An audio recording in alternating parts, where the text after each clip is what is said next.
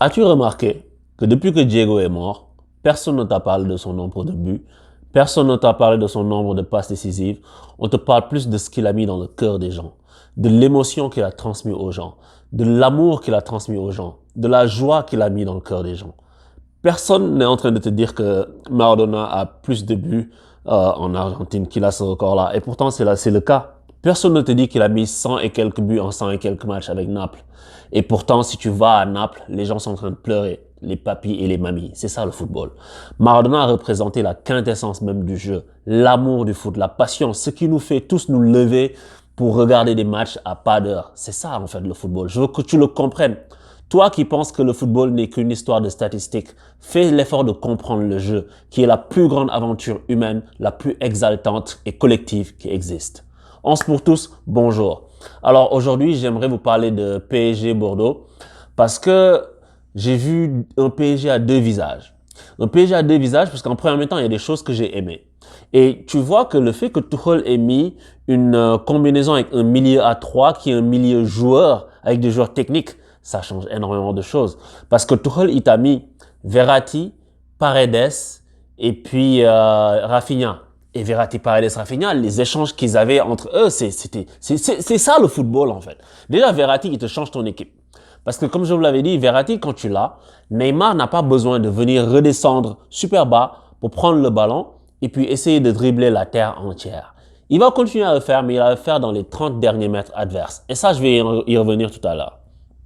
Donc, quand tu as Verratti capable de garder le ballon, de se retourner, d'organiser le jeu à partir de sa moitié de terrain, tu gagnes en fluidité, tu gagnes en rapidité et tu perds en fioriture. C'est-à-dire que tu perds des choses qui sont pas utiles dans le jeu. Quand Verratti décide bien sûr de jouer vite devant, parce que Verratti, c'est son seul défaut des fois, il tarde un peu à la donner, mais c'est quelqu'un qui est tellement fort techniquement qu'il est capable de lâcher le ballon vite. Tu sais, au football, on dit que l'une des choses les plus difficiles, c'est de jouer simple. C'est ce que des gars comme Thiago Motta faisaient. C'était des joueurs magnifiques, mais tu les verras jamais prendre la balle pour essayer de dribbler 40 joueurs. Les mecs lâchent la balle facilement parce qu'ils ont le sens du placement, ils ont le sens du déplacement. Ils savent que c'est dans ce timing-là que je dois donner le ballon à mon coéquipier. Dans ce timing-là que je dois temporiser pour permettre à mon bloc de se déplacer, à mes coéquipiers de bouger. Et c'est ça qui manque au PSG. Il y a des joueurs au PSG qui n'ont pas, je pense, la culture tactique parce que ils sont vampirisés par Neymar. Et Neymar n'a pas de culture tactique. Neymar, c'est un artiste, mais c'est comme s'il ne sait pas comment se déplacer sur le terrain. Et Neymar n'a pas toujours été comme ça. J'ai l'impression que c'est depuis qu'il est à Paris, depuis quelques années qu'il est à Paris, pas au début, pas les 2 premières années, je dirais Neymar il jouait normalement. Mais là, depuis 1 an et demi, Neymar, il fait n'importe quoi. Depuis 1 an, allez, il fait n'importe quoi. Et c'est un super joueur. Et je pense que là, physiquement, il n'y est pas. C'est peut-être pour ça, mais il faut pas qu'il joue 90 minutes, c'est pas possible. Mais juste avant de venir sur ça, donc je disais en première mi-temps, j'ai vu des choses que j'ai aimées, notamment les combinaisons entre Verratti, Rafinha et puis Leandro Paredes, parce que les trois jouent au football qui se complètent. T'as pas besoin de qui se complètent. T'as pas besoin d'avoir trois artistes ou trois destructeurs. Tu vois que le PSG, en opposition avec ce qu'ils font en général, ils ont trois milieux de travailleurs. Et c'est une bouillie de football qui t'est servie à chaque fois. Et là, ils avaient, sur les trois, deux artistes.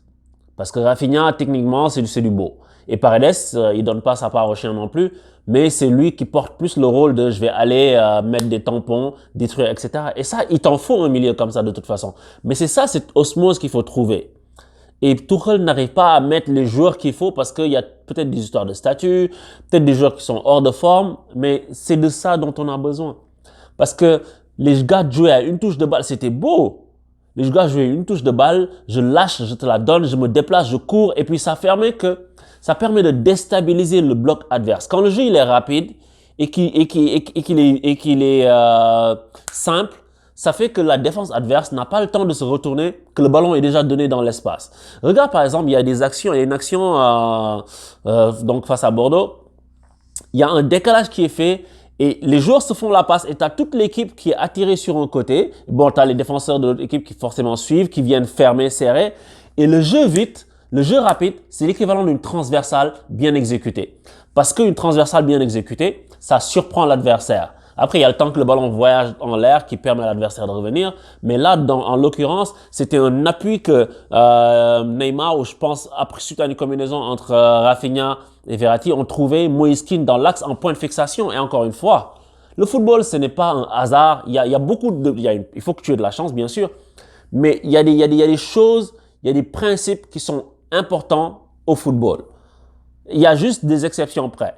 Mais le fait d'avoir un numéro 9, c'est très important.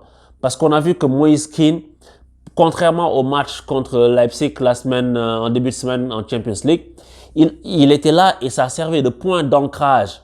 Et quand tu as un jeu rapide, basé sur des attaques, basé sur des passes rapides, que personne garde la balle plus qu'il n'en faut, et tu as ce mec-là en pivot, quand il récupère le ballon dos au jeu, et même qu'il est bon dos au jeu, il attire la défense centrale, et quand il lâche rapidement, et tu peux lâcher en décalage, et là, tu vas avoir quelque chose d'intéressant. Et ça, je l'ai vu aujourd'hui. En première mi-temps, je te dis, Paris a fait une bonne première mi-temps, même s'ils étaient dans un petit rythme. Parce que avant les matchs de Ligue des Champions, les gars vont pas se défoncer. Ça, oublie ça. C'est pas dans la culture du PSG. C'est pas dans la culture du club. Peut-être qu'il faut qu'ils le fassent. Mais moi, je me dis, OK, les gars veulent pas se blesser. Les gars font attention parce qu'il y a tellement de blessés dans l'équipe, etc. Donc, ils prennent leurs précautions. On peut comprendre, tu vois. Mais ça n'excuse en rien ce qui s'est passé en deuxième mi-temps. Parce que juste pour finir sur Moise Kean, il court vers l'attaque. Enfin, il court vers sa surface, il récupère le ballon, il est dos au jeu, il est pressé, mais il perd pas le ballon. Il permet au bloc de souffler. Quand les autres ne font pas les efforts défensifs, lui, il les fait. Donc, moi, j'ai beaucoup aimé le match de Moise Kean sur la première mi-temps. J'ai beaucoup aimé en première mi-temps Rafinha, qui jouait simple, rapide et juste. Et Verratti, bien sûr, qui permet à tout ça de fonctionner. Parce que lui, s'il n'est pas là, Neymar joue trop bas et puis l'équipe, elle est prise à défaut rapidement quand il perd le ballon. Et maintenant, en deuxième mi-temps, ce que j'ai vu est indigne. C'est indigne d'une équipe de ce niveau. C'est du foutage. C'est vraiment du foutage parce que Neymar, Mbappé, il faut pas les prolonger. Et je suis estomaqué moi-même de dire ça, mais c'est la réalité. Dans cet état d'esprit-là, faut pas les prolonger, ça sert à rien. Tu vas te les traîner comme des boulets, ce sont des boulets. Alors que ce sont des joueurs magnifiques, surtout Neymar, quel artiste. C'est le meilleur joueur de France, mais il est dans un je m'en foutisme, mais absolument terrible. C'est une honte, c'est une insulte pour le football, Neymar, ce qu'il fait. Une insulte pour le football. Pour tous ceux qui aiment ce jeu. Et encore une fois, c'est ça qui fait la différence entre des joueurs qui sont d'excellents joueurs et des légendes, des gens qui sont dans ton cœur. Neymar, même au Brésil, les gars lui tombent dessus. Neymar n'a pas gagné le cœur des supporters parisiens. Neymar ne l'a pas. Bien sûr, on salue son magnifique talent, mais tu as l'impression que le mec, c'est du je m'en foutisme. Un grand jour, ce n'est pas ça. Je n'ai jamais vu Zidane faire un match comme ça. C'est-à-dire, tu peux ne pas être bon sur un match, mais tu vois, l'impression que tu donnes que tu t'en fous. Tu joues comme si tu es dans le quartier avec tes potes, tu prends le ballon, tu le perds, tu marches, l'adversaire passe devant toi. Je comprends, regarde, si tu veux pas te dépenser, parce que tu te dis que c'est la Ligue des Champions qui arrive, etc. Dans ce cas, d'une, tu joues pas 90 minutes, Thomas Tuchel, ça c'est ta responsabilité à toi, tu le sors le mec.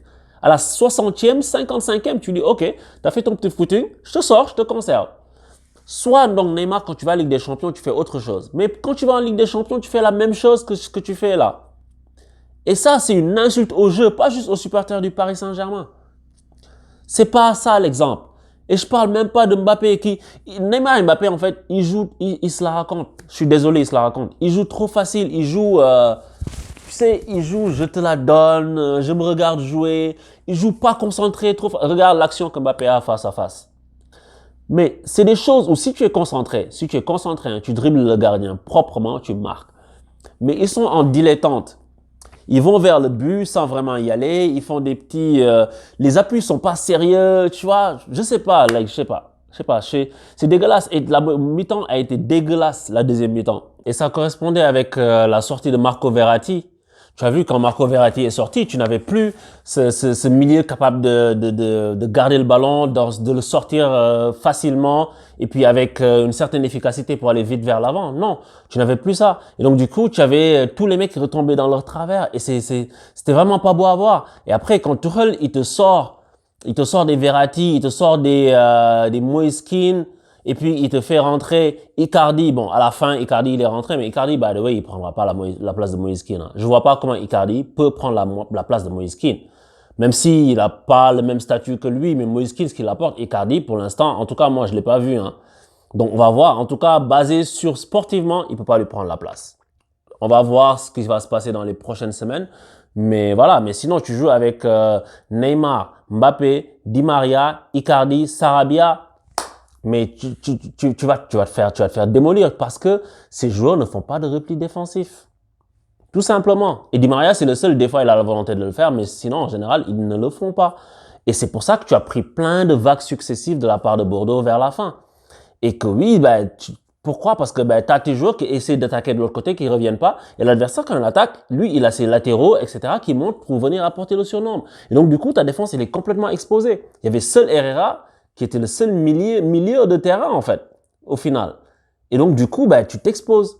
Et franchement, ça, c'est la responsabilité du coach. Encore une fois, si tu vois que les gars là, ils peuvent pas, ou bien soit ils sont fatigués, soit ils n'ont pas la volonté, l'envie d'y aller, mais tu les sors.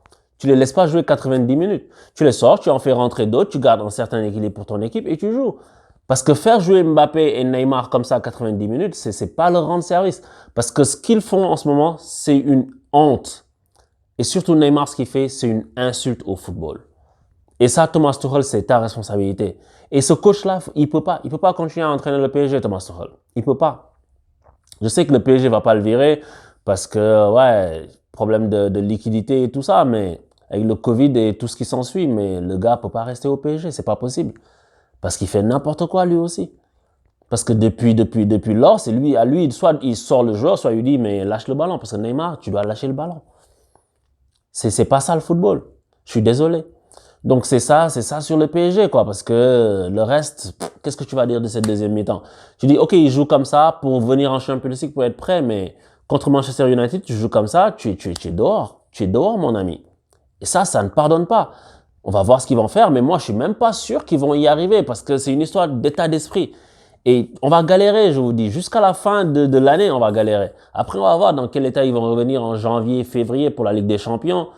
Mais parti comme c'est parti là, même état d'esprit, tout ça, on est mort.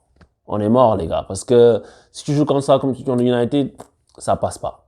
En tout cas, on verra bien ce qui va se passer. Donc, on se pour tous, je vous dis à très bientôt pour de nouvelles analyses. Parlez-en à vos amis, à tous vos proches autour de vous qui aiment le football. Et puis, je vous dis à bientôt. Ciao.